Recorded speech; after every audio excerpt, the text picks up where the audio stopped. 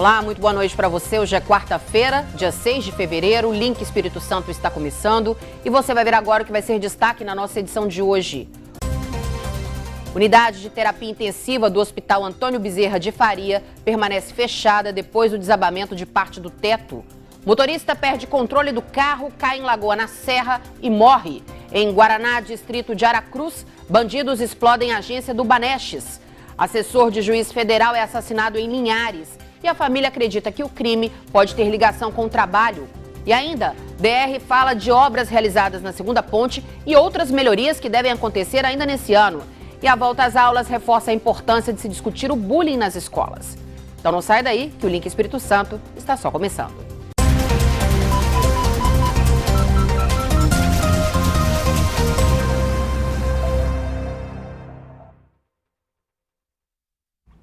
Mais uma vez, muito boa noite para você que nos acompanha.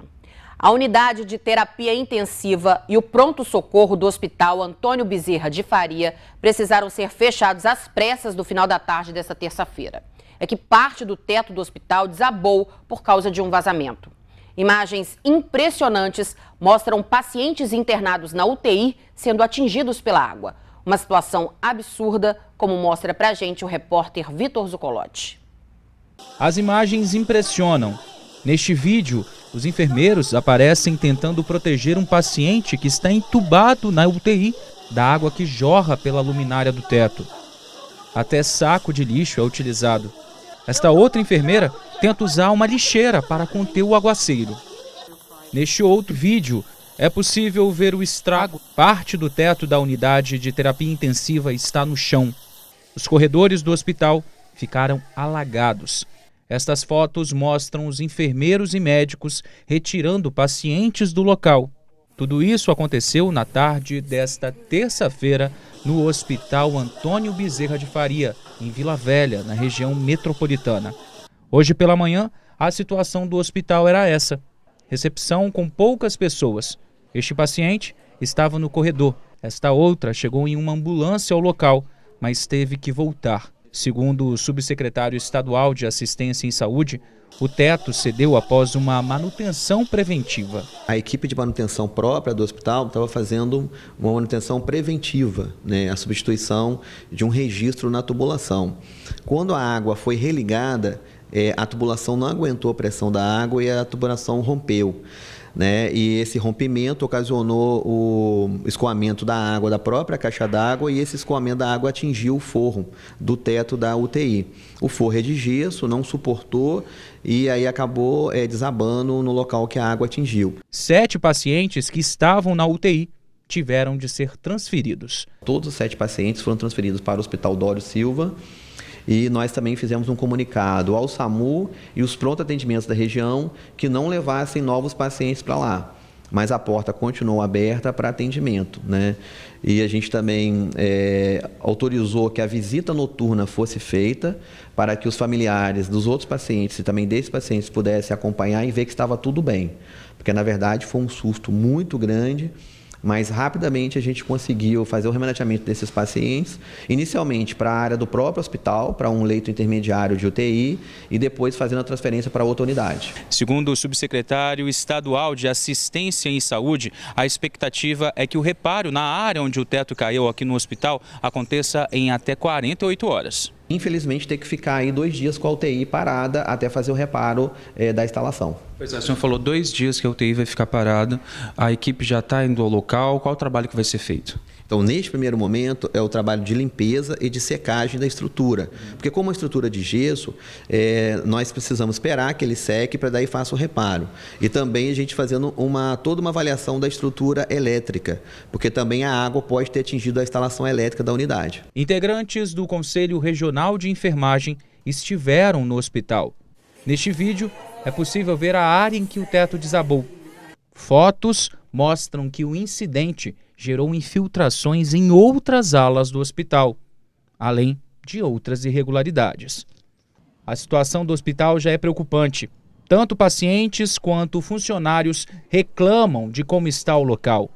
A Secretaria de Saúde reconhece problemas estruturais e adianta que obras devem ser feitas no hospital. O Bezerra é um hospital que hoje tem uma estrutura muito antiga, passou os últimos anos sem manutenção.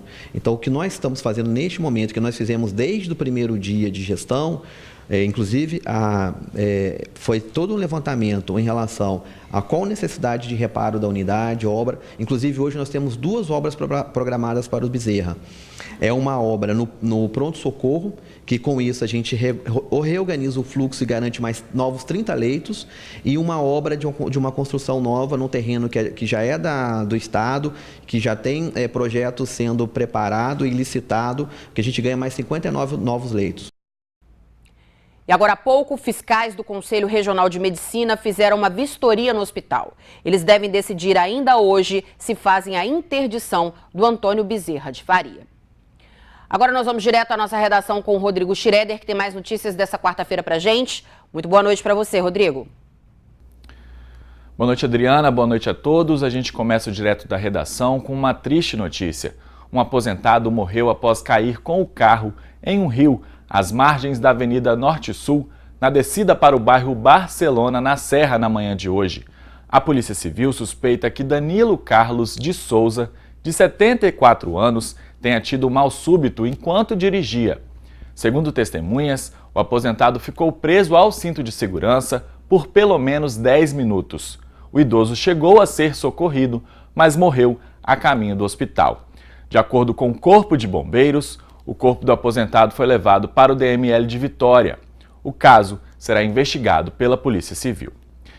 E um posto de gasolina foi assaltado na tarde de ontem no bairro Vale Encantado, em Vila Velha. Câmeras de videomonitoramento flagraram a ação. Os 2 homens chegam correndo e anunciam o assalto.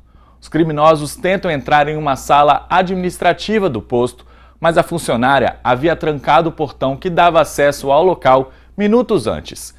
Mesmo assim, os bandidos levaram cerca de R$300 de um dos frentistas. Outras 2 pessoas também foram assaltadas. Após o crime, os 2 fugiram. De acordo com o dono do posto, esta é a segunda vez em menos de 30 dias que o local é assaltado. E o governo do estado anunciou hoje o nome do novo diretor-presidente do Banestes. José Amarildo Casagrande tem 54 anos. Nasceu em Alegre, no sul do estado, é formado em administração e trabalhou por 39 anos no Banco do Brasil. Para assumir o cargo é necessária a aprovação do Banco Central. Enquanto isso, o diretor de tecnologia do banco, Silvio Grilo, segue como presidente interino da instituição. José Amarildo foi indicado depois que Vasco Cunha Gonçalves, que já tinha assumido a presidência do cargo, renunciou após ser investigado e preso em uma operação da Polícia Federal. Ontem, a Justiça determinou a soltura dele. E o resultado da primeira chamada do programa Universidade para Todos, o ProUni, já está disponível na internet. Quem foi pré-selecionado terá de hoje até o dia 14 para fazer a matrícula. Boa sorte a todos os estudantes. Essas foram as notícias de hoje do Direto da Redação. Adriana, eu volto com você no estúdio. Obrigada, Rodrigo. Bom, nessa semana o relatório do Conselho Regional de Engenharia, que traz uma série de problemas de estrutura da segunda ponte, voltou a circular, preocupando aí mais uma vez os capixabas. Nós fomos atrás do DR para saber qual a situação hoje da ponte e o repórter Vitor Zucolotti tem as informações para a gente. Vitor. Olá, Adriana, a todos que nos acompanham. É isso mesmo, eu estou aqui ao lado do Luiz César Mareto, diretor-geral do DR, Departamento Geral de Estradas e Rodagens do Espírito Santo. Luiz, queria saber o que já foi feito lá na ponte, na parte que compete ao DR. Bem, na verdade é importante inicialmente demonstrar que o DR tem a propriedade do viaduto, ou seja, na subida da Lindenberg e até antes um pouquinho da entrada no mar. O outro trecho, que a gente considera como ponte, esse trecho é do governo federal, que é a continuação da 262. Bem, o trecho nosso do viaduto já foi feito troca de 2 juntas de dilatação. A ponte, ela em cada uma dos pilares, ela tem uma grande junta de dilatação. E após a troca dessas juntas foram trocadas porque eram as que estavam consideradas em piores condições. Isso já foi feito. E depois disso, o DR contratou um projeto de melhorias da ponte. e a gente está avaliando aí nesse primeiro semestre fazer a contratação da obra. O que acontece? Nós fizemos um projeto de revitalização da ponte como um todo. Pra você ter uma ideia, o pavimento ele ainda tem uma vida útil longa, mas como a gente vai botar a mão na ponte, no viaduto, desculpa, até eu às vezes me engano.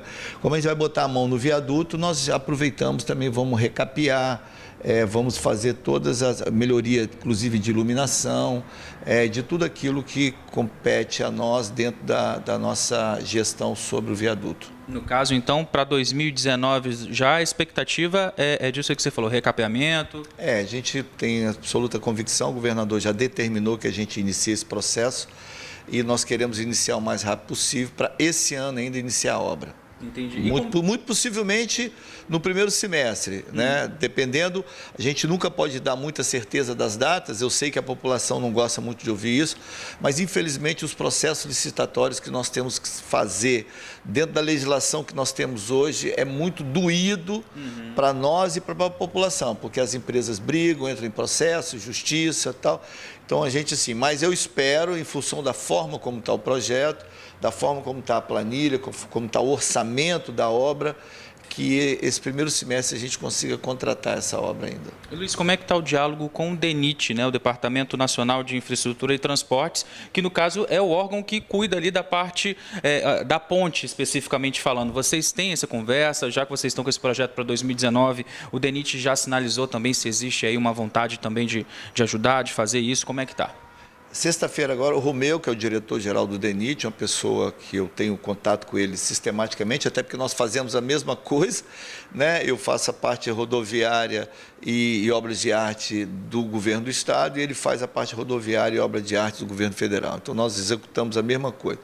E nós estamos sistematicamente nos conversando, nos falando, e sexta-feira agora nós vamos fazer uma reunião, inclusive lá no DENIT, vai estar presente o deputado Marcelo Santos, que é presidente da Comissão de Infraestrutura da Assembleia, os engenheiros que fizeram o relatório fotográfico que nós recebemos, né, que foi fruto dessa grande polêmica, inclusive, vão estar presentes, para a gente ajustar aí, para que a gente possa tentar fazer essa contratação até meio que junto, né?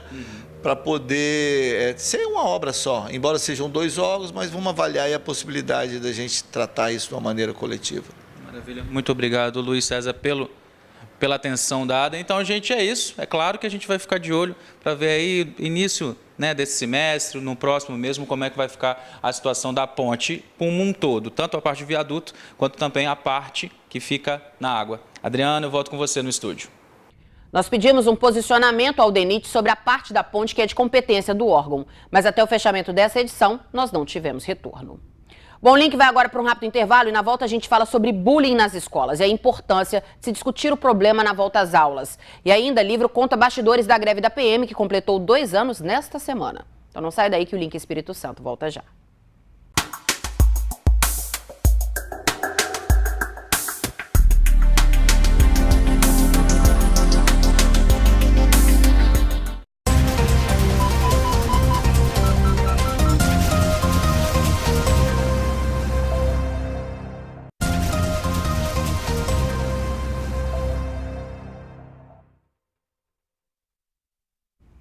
As aulas já começaram na maioria das escolas públicas e privadas aqui do estado. E o início do ano letivo é o momento ideal para reforçar a importância de combate ao bullying.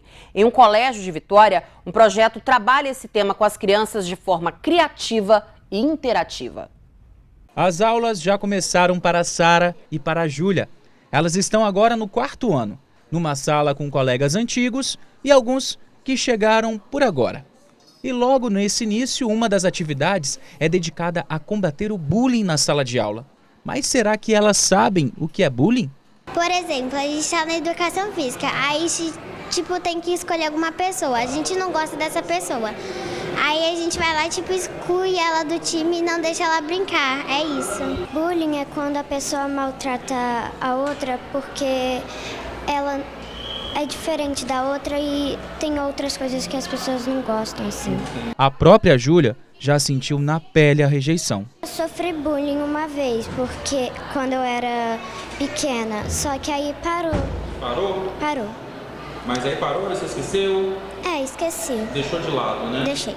Segundo dados do Programa Internacional de Avaliação de Estudantes, aqui no país, de 10 alunos, 1 é vítima de bullying, o que não é nada legal, né? E para tentar mudar essa situação, esse colégio aqui promove há pelo menos 5 anos a Semana da Cortesia, logo no início do ano letivo. A ideia é que os alunos se conheçam e, acima de tudo, tenham respeito uns pelos outros. E este ano, para a maior integração dos alunos, a ideia é uma verdadeira pesquisa sobre a vida do coleguinha.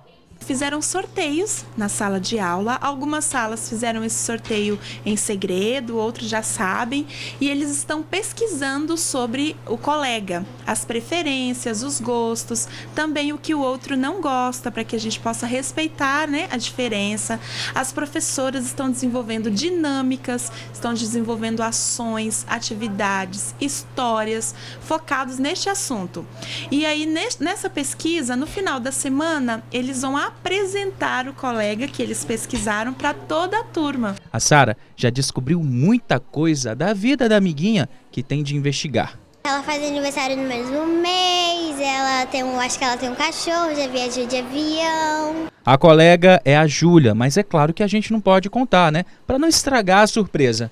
Segundo a coordenadora do projeto, a Semana da Cortesia é um sucesso entre os alunos e entre os pais também. Os pais agradecem muito, né, por fazermos esse projeto, principalmente no início das aulas, onde eles ficam bem ansiosos, e o feedback é o melhor possível, tanto dos pais quanto dos alunos. Já há alguns anos nós desenvolvemos, né, esse projeto com esse objetivo, e assim nós temos percebido que o bullying pode acontecer em qualquer lugar. Mas com essas ações, com projetos como este que nós desenvolvemos, elas são amenizadas. E se acontecem, a maneira de nós tratarmos é bem diferente, que o aluno já conhece quais são os procedimentos, o que nós podemos fazer para evitar ou para melhorar as relações. No final das contas, mesmo antes dessa semana acabar, o que importa é que tanto a Sara quanto a Júlia não querem saber de bullying e dão até dicas para quem sofre e quem ainda pratica essa maldade. Falo pra não ficar triste, porque isso não vai te magoar. Tem que ficar feliz, né? Isso. E pra quem faz esse tipo de coisa? Que recado você manda? Eu mando pra não fazer mais isso, porque magoa o coração de outras pessoas. Agora a gente muda de assunto. A greve da Polícia Militar, que provocou a maior crise na segurança pública já vivida aqui no estado, completou nesta semana 2 anos. E a data inspirou um livro que conta os bastidores da greve. Esse é o assunto do Rodrigo Schroeder na entrevista exclusiva de hoje.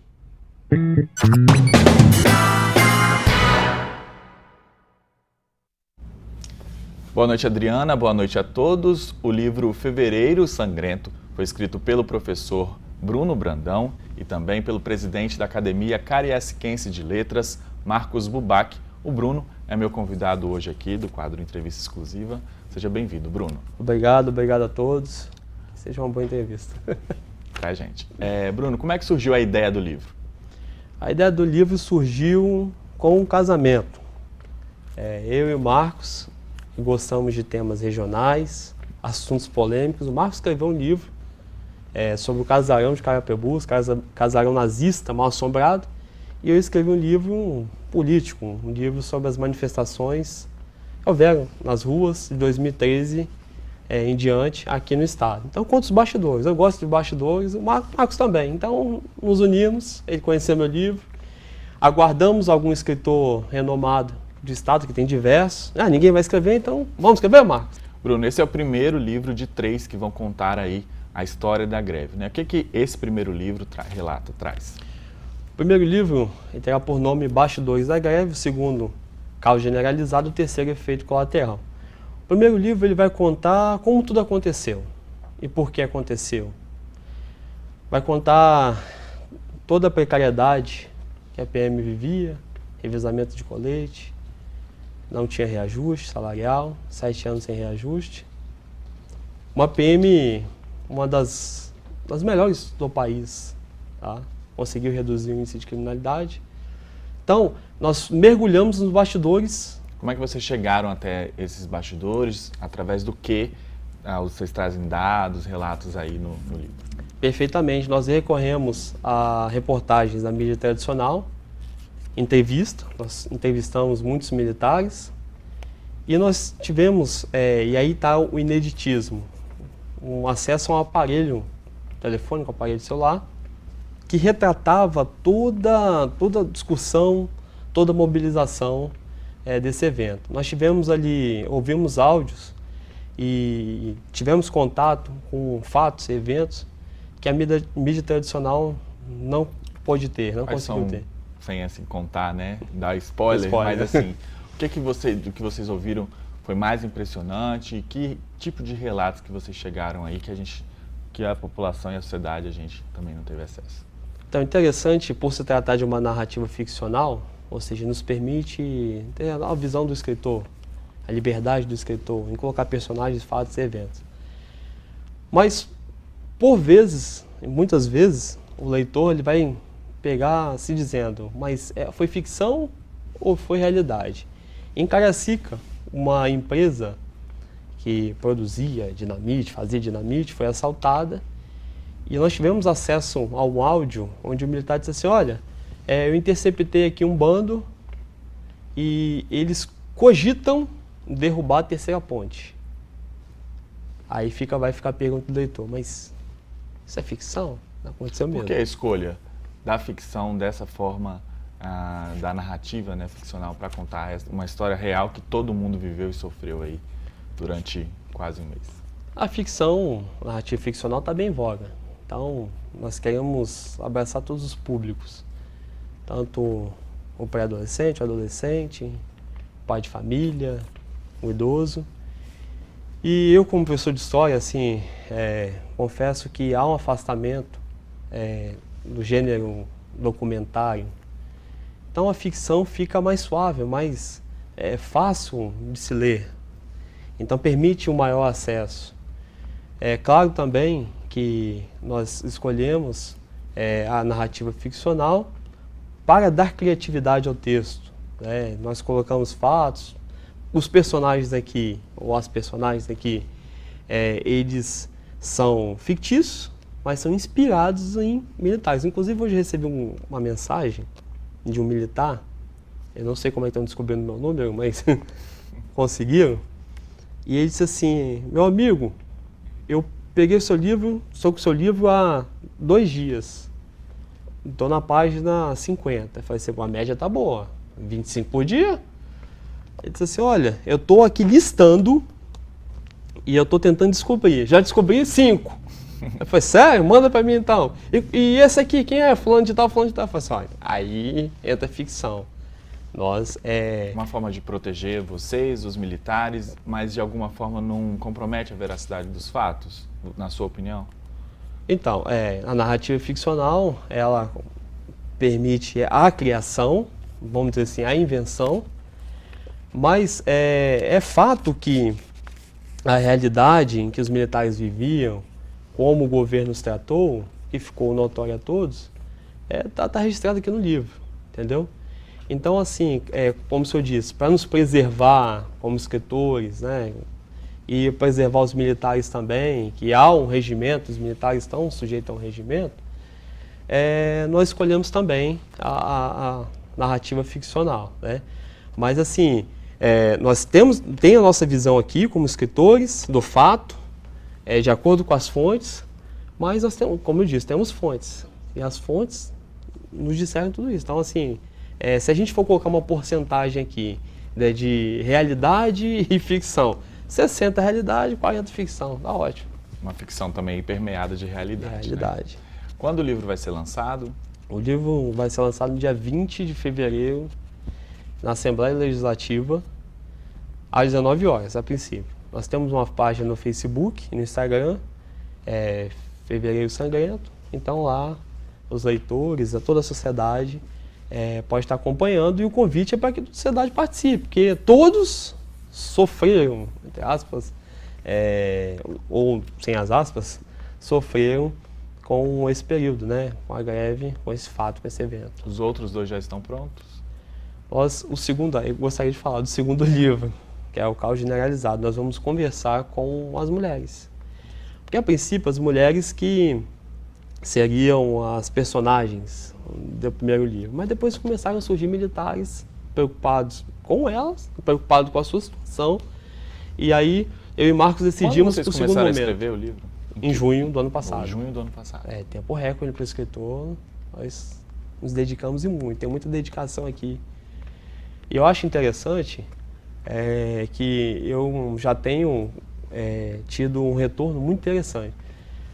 Fora do país, já tem 3 países, 4 países que viram a notícia, ficaram sabendo e já entraram em contato e querem adquirir. São capixabas que estão lá. Legal. Tá? Aqui no país também, muitos estão interessados.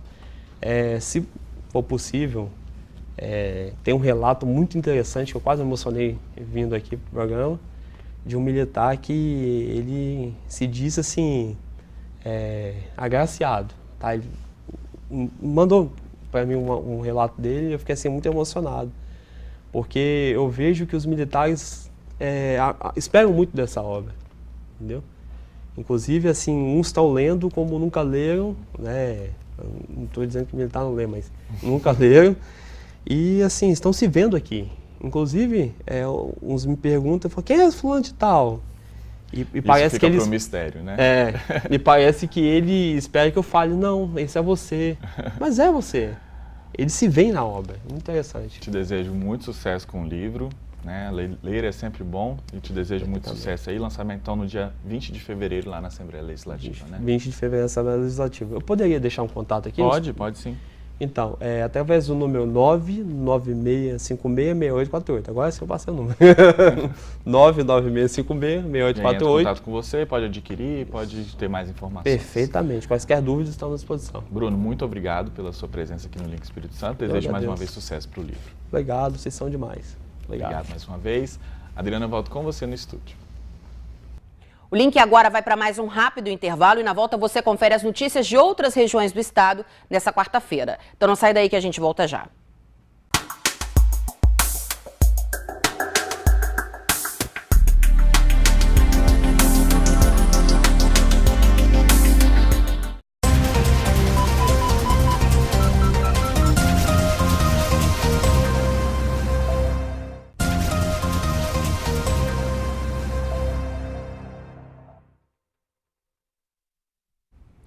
Link Espírito Santo de volta. Agora a gente faz o nosso giro pelo estado com outras notícias dessa quarta-feira. E a gente começa por Linhares, que tem as informações sobre o assassinato de um assessor de um juiz federal na cidade.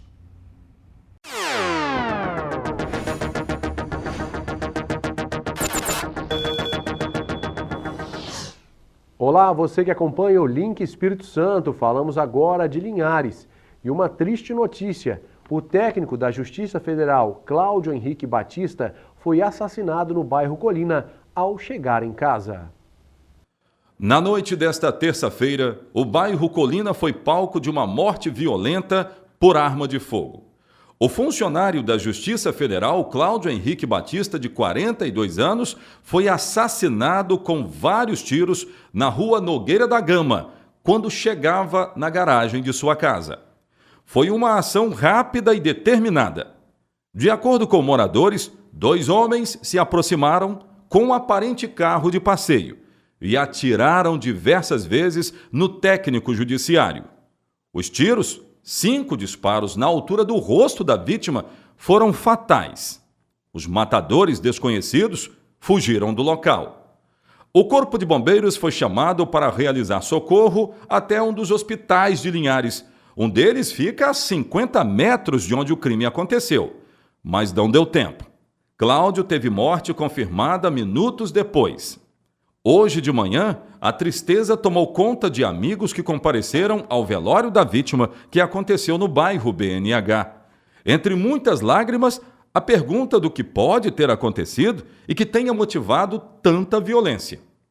Mas as atenções também estavam voltadas para a 16ª Delegacia Regional de Linhares. O trabalho de investigação começou bem cedo. O delegado do caso, André Costa, começou a ouvir pessoas próximas da vítima. Foram 7 depoimentos dados na manhã desta quarta-feira. Extraoficialmente, nossa reportagem apurou que a polícia trabalha com várias hipóteses para esclarecer o crime. Entre elas, a de execução, já que não foi constatado assalto contra a vítima. Outros fatos acabam chamando a atenção. Entre eles está o modus operandi do assassinato. Tiros fatais com arma restrita, uma pistola 9mm. Realmente lamentável. Quem tiver informações que possam ajudar a polícia pode denunciar através do telefone do Disque Denúncia, que é o 181. E começa nesta quarta-feira mais uma etapa do defeso do caranguejo tipo Sá. O segundo período de defeso para a andada do caranguejo Sá começa nesta quarta-feira e segue até o próximo dia 13 de fevereiro. Este ano, são 4 períodos. Durante os dias estarão proibidos a cata, o transporte, o armazenamento e a comercialização do crustáceo no Espírito Santo, inclusive proveniente de outros estados, podendo o infrator flagrado pagar multas que podem chegar a R$100 mil. A andada é a época em que o crustáceo faz o acasalamento e a desova, o que o torna uma presa fácil para os catadores. Para sensibilizar a população e contribuir com a preservação e a reprodução da espécie, a equipe de fiscalização da Secretaria Municipal de Meio Ambiente vai continuar realizando abordagens em estabelecimentos comerciais e pontos de venda do crustáceo em Linhares. A população pode contribuir com a ação da equipe de fiscalização, denunciando os casos de venda irregular pelos canais oficiais de comunicação da Prefeitura, que é a Secretaria de Meio Ambiente. Lembrando, a proibição visa a preservação e a reprodução da espécie, assim como a recomposição da fauna, evitando o desequilíbrio do ecossistema. Além disso, a medida visa garantir que o número de indivíduos da espécie seja suficiente para a continuidade da atividade exercida pelas comunidades tradicionais que sobrevivem da cata e comercialização do crustáceo. E essas foram as notícias de hoje. Vamos agora ver o que é destaque em São Gabriel da Palha.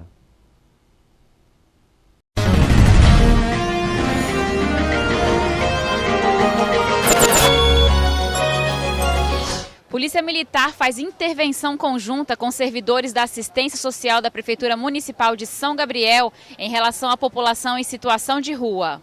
A abordagem aconteceu durante a manhã de hoje em praças da cidade. Policiais militares e funcionários da Secretaria de Assistência Social fizeram um trabalho em conjunto com a Polícia Militar com o objetivo de dar apoio e manter a segurança das assistentes sociais, já que muitos moradores em situação de rua ainda não têm nenhum registro de passagem pela cidade nos cadastros feitos pela Prefeitura. Nossa intenção, a gente foi demandado pela Prefeitura de São Gabriel da Palha, por meio da assistência social, para a gente fazer um trabalho em conjunto de abordagem às pessoas em situação de rua, né? A gente entende que é um problema mais social, mas a Polícia Militar também tem que fazer a sua parte. Então, como é a primeira abordagem desse ano em conjunto, a gente resolveu fazer um trabalho mais qualificado. Então a gente chamou um efetivo até um pouco maior e a gente faz o trabalho policial e de identificação, identifica se tem alguém que tem mandado de prisão em aberto, se tem armas brancas no local, né? Faz uma abordagem da segurança do local aqui, dando condições para os agentes poderem trabalhar também com tranquilidade. A partir disso, a gente faz esse trabalho inicial, aí o pessoal da assistência vai fazer o quê? O trabalho deles de identificação, de acompanhamento, de encaminhamento talvez para a família. Então a gente está aqui mais no apoio ao pessoal da assistência social. Muitos moradores em situação de rua chegam a São Gabriel na época que antecede a colheita do café. Boa parte dessas pessoas ficam por um período e deixam a cidade logo após o fim dos trabalhos nas lavouras. Mas durante o período que ficam por aqui, não tendo condições de se manterem em casas alugadas, a única opção que resta é ficar na rua. Por esse motivo, a Secretaria de Assistência Social criou um catálogo de registro para obter mais informações sobre cada morador, na tentativa de encontrar uma forma de prestar algum tipo de ajuda, de acordo com a situação de cada um. O principal objetivo hoje é prestar um serviço que já vem prestado pelo CREAS, que é a abordagem social, de fazer o cadastro de todas as pessoas que estão em situação de rua, né? Para depois a própria equipe mapear quais são os procedimentos posteriores com essas pessoas. O trabalho hoje, a assistente social vem aqui, faz o cadastro, depois convida essas pessoas para irem ao CREAS, E após elas irem ao CREAS, faz um planejamento individual para cada indivíduo. Então, vai fazer um planejamento para que elas proponham o que elas pretendem daqui para frente, por exemplo. Se querem permanecer na rua, quais são as dificuldades, ou se tem chances de voltar para casa, onde estão os familiares, qual é a cidade de origem. Então, a proposta mesmo é conhecer essas pessoas, saber identificar quais são os motivos mesmo que levaram elas a estarem nessa situação. Alexandre Pereira é artesão e falou com a nossa equipe sobre o preconceito que muitos deles sofrem por serem confundidos com moradores em situação de rua. Na verdade, não chega a ser morador de rua, né? Que a gente é artesão, a gente viaja com a arte e às vezes a gente é confundido, tem um pouquinho de preconceito, mas geralmente a gente faz o possível para trabalhar. Só trabalhar, não mexe nada de ninguém, graças a Deus. Tanto é que até na abordagem, droga a gente não usa, álcool também a gente não bebe, nem eu nem meu irmão, que são os dois que trabalham, né? E a pretensão da gente é conhecer lugares novos, conhecer pessoas novas e tentar divulgar um pouquinho da cultura do Brasil, né? Siga agora com notícias de Colatina.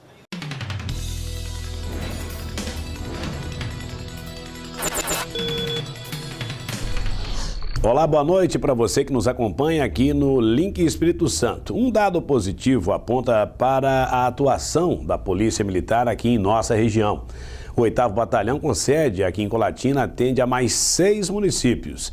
E em janeiro desse ano, nenhum homicídio foi registrado nessa área de abrangência. Após um ano de 2018 recorde no baixo número de homicídios registrados, Colatina conquista mais uma marca positiva na área da segurança pública. O único município do Espírito Santo com mais de 100 mil habitantes que fechou o mês de janeiro com 0 assassinatos. Acho que isso é fruto de um trabalho completo da Polícia Militar, desde a prevenção com as visitas tranquilizadoras, visitas no comércio, a patrulha comercial que foi implementada, a proximidade da sociedade com a Polícia Militar que aumentou. Então a sociedade ela tem trazido informações, então desde a prevenção até a repressão, como eu falei, os pequenos delitos que nós estamos combatendo. O indicador foi alcançado pelo 2º ano consecutivo por aqui. Mas não foi só Colatina que teve um janeiro positivo este ano. Não houve nenhum homicídio registrado em toda a área que abrange o 8º Batalhão. E os outros tipos de crimes também estão controlados. Foi um mês positivo, janeiro aí, fechamos com 0 homicídios, não só em Colatina, mas toda a área do 8º Batalhão. O 8º Batalhão compreende 7 municípios, entre eles aí temos a Colatina, Alto Rio Novo, Pancas, São Domingos do Norte, Baixo Guandu, entre outros. Está controlado a questão de furto, roubo, crimes contra o patrimônio, também está em níveis aceitáveis, mas a Polícia Militar está trabalhando também na questão repressiva, mesmo quando ocorre, nós estamos correndo atrás para deter em flagrante ou então posteriormente aí por meio de investigação, estão correndo atrás para identificar, para reprimir esse tipo de crime também. De acordo com o tenente, a sociedade tem papel fundamental nesse resultado, uma proximidade que vem aumentando e gerando bons efeitos. Eu acho que é muito importante, né, os princípios da polícia comunitária é a aproximação com a sociedade, porque a sociedade são os olhos aí da polícia. Colatina nós temos cerca de 127 mil habitantes, então 127 mil pessoas que podem contribuir para a segurança pública. A informação é a principal forma que a sociedade pode ajudar. Dado importante, saldo positivo para o trabalho da Polícia Militar. Infelizmente, no dia 5 de fevereiro, nesta última terça-feira, o 8º Batalhão registrou uma ocorrência de homicídio no município de Marilândia. Colatina segue com número 0 de assassinato nesse ano. Vamos agora mostrar também a atuação da Polícia Militar no combate ao tráfico de drogas aqui no município. Arma, munição e grande quantidade de droga foram apreendidos nesta última terça-feira com 3 jovens no bairro Operário. A ação foi realizada pelo Grupo Força Tática da Polícia Militar do 8º Batalhão e começou com a abordagem na rua Godofredo do Baião, no bairro Operário, em Colatina. Durante a incursão dos policiais, 3 jovens foram detidos, sendo um maior de idade, com 20 anos, e 2 menores, com 16 anos. Com eles, a PM encontrou um revólver calibre 32, 6 munições calibre 32 intactas, 2 balanças de precisão, R$ 35, material para embalo de entorpecentes, 8 pedaços de crack pesando 23 gramas e um com 10 gramas, totalizando 194 gramas da droga. 220 buchas de maconha, 160 pedras de crack, um tablete de maconha pesando 615 gramas e um pedaço de maconha pesando 270 gramas. Os 3 suspeitos e todo o material foram encaminhados ao DPJ de Colatina. Parabéns para a atuação da Polícia Militar. Infelizmente, mais uma vez, o envolvimento de jovens com o tráfico de drogas. O comércio colatinense está movimentado essa semana. Isso porque acontece mais uma edição Super Liquida, uma campanha que oferece grandes descontos aos consumidores e é o momento do comerciante esvaziar seu estoque para renová-lo para as próximas estações. Fazer compras é o programa preferido de muita gente. Comprar na promoção, melhor ainda. Então esta é uma ótima oportunidade. A CDL Colatina lançou esta semana o Super Liquida, que oferece descontos atrativos para o consumidor. O objetivo é gerar o estoque, que vem do Natal, e fazer caixa para comprar as novas coleções e investir em projetos de reforma de loja, que o comércio Colatina precisa dessa situação. O janeiro, tradicionalmente, há uma evasão muito grande das pessoas para o litoral, e que causa um decréscimo nas vendas, E como o carnaval foi em março, nós optamos por puxar para fevereiro para estar fazendo essa liquidação e melhorando o caixa das lojas e girando estoque. Essa é a 6ª edição da campanha aqui em Colatina e com o maior número de adesão de lojistas. São vários segmentos participantes do Super Liquida, dando descontos que variam de 20% até 50%. Essa foi a maior adesão que teve, são 100 lojas dos mais diversos segmentos. Então você tem roupa, calçado, perfume, cosmético, brinquedo. A campanha vai até o próximo sábado. O comércio funciona em horário normal, de segunda a sexta, de 8 horas da manhã até às 6 horas da tarde. E no sábado, até 1 hora da tarde. Para os lojistas, a expectativa é vender mais para renovar o estoque. Pelo fato, principalmente, da nossa cidade não ser uma cidade turística, o mês de janeiro ser um mês muito parado, então as pessoas voltam da praia um pouquinho mais animado para comprar. Um ano novo chegando, com ótimas expectativas, e a gente renova as coleções e para o ano ser 100% nas vendas. Super Liquida vai até o próximo sábado, dia 9 de fevereiro. É a oportunidade do consumidor comprar mais barato e a expectativa do comerciante é que as vendas aqueçam ainda mais nos próximos dias. Essas são as informações hoje aqui de Colatina. Voltamos agora à Vitória.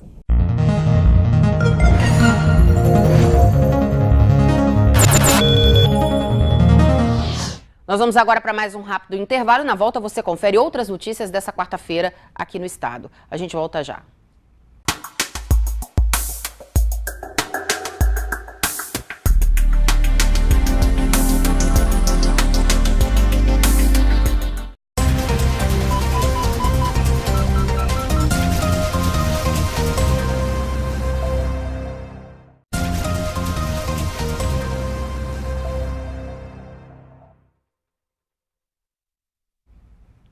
Link de volta e a gente continua o nosso giro pelo estado com mais notícias dessa quarta-feira.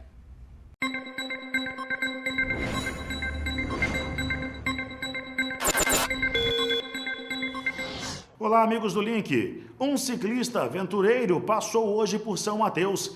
Ele saiu do Rio Grande do Sul, está passando pelo litoral do Brasil e a intenção é seguir por outros 7 países. Gaúcho Marciano Dornelles, de 36 anos, que está em sua 3ª romaria, sendo a primeira que vai percorrer outros países. Quando a gente cansa de andar o Brasil, a gente quer conhecer outros países. Eu acho que depois que eu passei essa mensagem para as pessoas do Brasil, que a gente deve ter uma religião, uma fé, uma crença, eu creio que agora os outros países vão me aceitar como eu aceito a Nossa Senhora Aparecida, pela minha fé. Ele garante que já está há 4 meses, de um total de 18 na estrada, devendo percorrer cerca de 15 mil quilômetros sobre a sua modesta bicicleta, que pesa 40 quilos, incluindo a bagagem, e que foi equipada até com amortecedor de moto para dar mais conforto.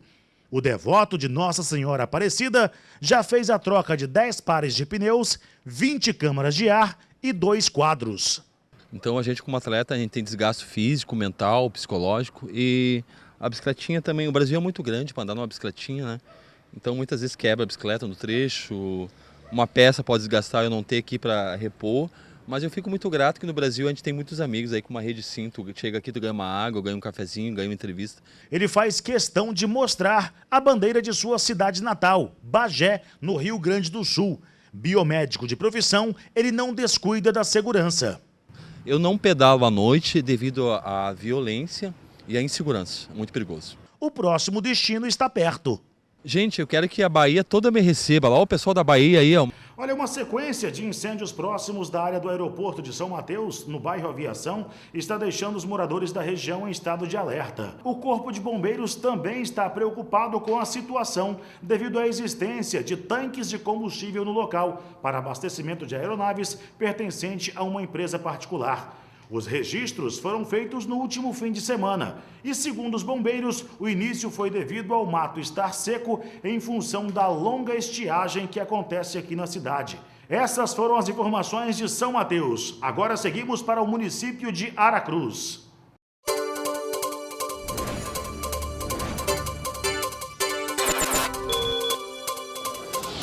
E para você que nos acompanha no Link Espírito Santo, por volta das 3 horas da manhã desta quarta-feira, esta agência do Banestes, aqui de Guaraná, distrito de Aracruz, foi arrombada por 3 bandidos.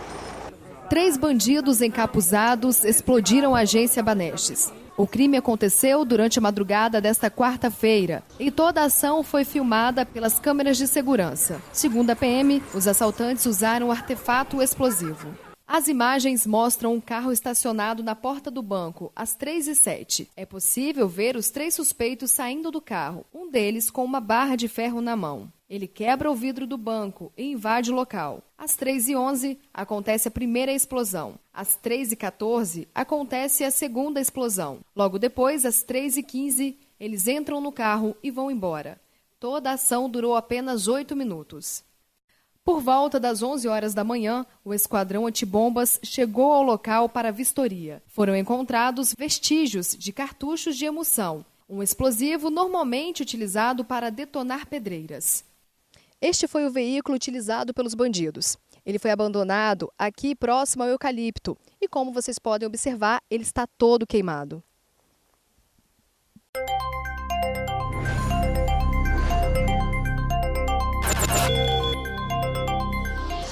Olá, e a gente continua o nosso giro de notícias, só que aqui da região sul do estado, um homem de 63 anos morreu e outras 2 pessoas ficaram feridas em um atropelamento ontem à noite no bairro Monte Cristo. Segundo informações, Roberto Barreto da Silva atravessava a rua Adverse com a esposa em um local com pouca iluminação quando foram atingidos por uma moto. Roberto morreu na hora. Já a esposa de 59 anos e o condutor da moto de 24 continuam internados. E uma mulher de 25 anos foi morta a facadas na noite desta terça-feira no interior de Atílio Viváqua. O suspeito é o companheiro dela de 52 anos. Nildilane Pereira Luiz foi morta durante a madrugada. O corpo dela foi encontrado no quarto do casal na residência da família na comunidade de Flecheiras, interior do município. A vítima era casada com o suspeito há mais de 10 anos. Ela deixa 4 filhos com idades entre 9 e 1 ano e meio. A polícia procura pelo suspeito que está foragido. O corpo de Nildilane foi levado para o Serviço Médico Legal de Cachoeiro. Bom, e o link foi ao bairro Bom Pastor, pois moradores estão indignados com o estado das ruas do bairro sem pavimentação e sem drenagem. É só o tempo mudar que os moradores do bairro Bom Pastor ficam preocupados. Isso por causa do péssimo estado de conservação de algumas ruas no bairro. Na via principal tem asfalto, mas isso não é benefício de todos, como é o caso da rua Valfrido Alves, que não é asfaltada e não tem rede de drenagem. Essas ruas aqui, desde o início que foi feito o loteamento, a promessa é de botar as drenagens pluvial, o asfalto, e os moradores, né, os compradores de lote ficaram aí a ver navio, né? Mas aí foi jogado isso aí para a prefeitura não fez até hoje. E tá ruim mesmo. Para passar por aqui até quando tá tudo seco é complicado. Além dos buracos, são muitos restos de cascalho, resultado de paliativos anteriores e da ação dos próprios moradores para tentar melhorar a situação. Por causa do estado da rua, Dona Janete e uma vizinha tiveram uma queda feia quando chegavam em casa. A gente vai para a igreja, às vezes até cai. Essa vizinha aqui, eu quebrei o fêmur esses dias, tem 4 meses. Aí ela passou, ela escorregou, ela caiu, eu caí em cima dela, quase eu caí em cima dela. Falei, meu Deus, eu não posso cair. Quando chove é lama e quando faz sol é poeira. É, poeira e muita pedra. Essas pedras, né, atrapalham a gente andar. Alguns moradores fazem paliativo com recursos próprios para melhorar a situação, mas com a rua sem pavimentação, o resultado não dura muito tempo. Além do péssimo estado de conservação das ruas, outro problema está incomodando e muitos moradores aqui. Essa água é esgoto e o mau cheiro aqui é insuportável, hein? Com esgoto correndo a céu aberto e terra fofa, é claro que o resultado é lama. E justamente no morro, carro por aqui não passa. Devido à máquina ter patrolado várias vezes essa rua sem o asfalto, o cano ficou descoberto. E toda vez que passa o carro do lixo, o cano estoura. A rua Valfrido Alves se encontra com a Sebastião Moreira Silva e também tem os mesmos problemas. Além dos buracos, verdadeiras crateras estão nas laterais da rua. Para seu Valdeci chegar de carro até a garagem em dia de chuva é complicado. Nós temos dado até sorte que não tem chovido muito. Porque se estivesse chovendo contínuo mesmo, todos os dias ou toda semana, essa rua aqui não tinha como trafegar por ela não. Não tinha como passar com o carro aqui. Porque essas valetas estariam muito mais fundas. É difícil, né? Carro não passa, porque quem chegar com o carro tem que deixar o carro lá em cima. Se ficar a pessoa doente, tem que andar, levar carregando para cima. Na mão, né? E olha a Dona Luzia, para chegar em casa, ela tem que driblar as valetas. Tem que sair com sacola no pé, porque suja muito de barro. Para a gente pegar um ônibus ali em cima, tem que colocar uma sacola no pé. Limpar a casa o dia todo. É muito poeira, a nossa estrada está muito ruim, é muita poeira. Quando chove tem que ir com sacola em pé, é muito difícil. Nós precisamos de uma atenção da prefeitura, na verdade. O nosso prefeito, né, a administração pública, olhar um pouquinho mais carinho, né, pelo bairro Bom Pastor, né, a rua Sebastião Moreira da Silva, a rua Valfrido Alves Machado e as demais. Os moradores estão aí sofrendo, né?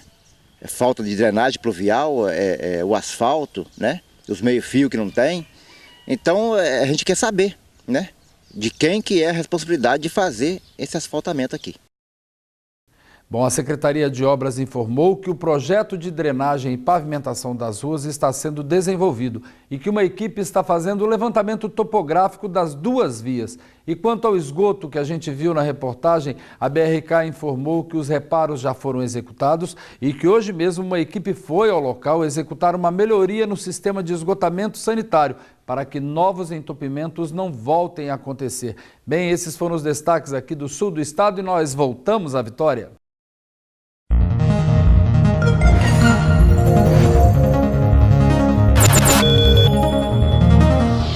E assim a gente termina o link de hoje. Uma ótima noite para você e a gente volta a se encontrar amanhã. Te espero. Record News, informação para você crescer.